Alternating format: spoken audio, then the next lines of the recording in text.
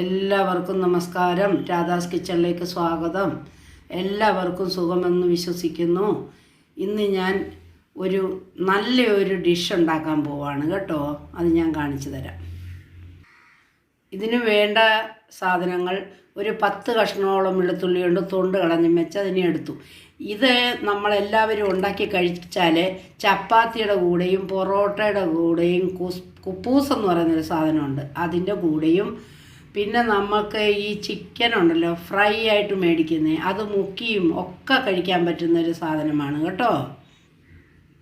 1/2 teaspoon കുരുമുളക്, 1/4 teaspoon ഉപ്പ്,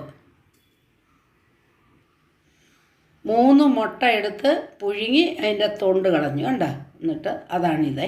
ഇതിനെയും കൂടെ ഞാൻ മുട്ടയെ ഇങ്ങനെ മുറിച്ചെടുക്കണം. 3 മുട്ടയും ഞാൻ മുറിച്ചെടുത്ത് കണ്ട. മിക്സിയുടെ ജാറിലോട്ട് ഈ മുട്ടയും കൂടെ ഇടുവാണ്. ഈ എണ്ണ 1 ടേബിൾ സ്പൂൺ എണ്ണ എടുത്തു. എണ്ണ ഏതാണെന്നറിയാവോ? സൺഫ്ലവർ ഓയിൽ അല്ലെങ്കിൽ സോയാബീൻ.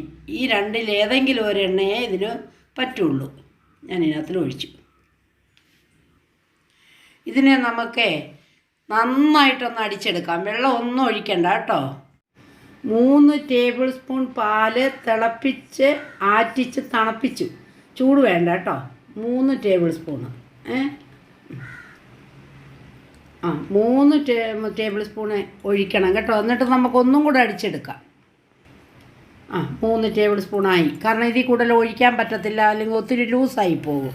നമ്മളുടെ എഗ്ഗ് മയോണൈസ് തയ്യാറായി കഴിഞ്ഞിരിക്കുന്നു. ഇതേപോലെ എല്ലാവരും ഉണ്ടാക്കി കഴിക്കണം. മക്കൾക്കും വീട്ടിലുള്ള എല്ലാവർക്കും ഉണ്ടാക്കി കൊടുക്കണം കേട്ടോ. ഭയങ്കര ടേസ്റ്റായിട്ട് ഉണ്ടാക്കാൻ സാധിക്കും. എന്നെ ഒന്ന് പ്രോത്സാഹിപ്പിക്കണേ. നാളെയും നമ്മൾക്ക് വല്ലതും ഇടുന്നിടം വരെയും ബൈ ബൈ.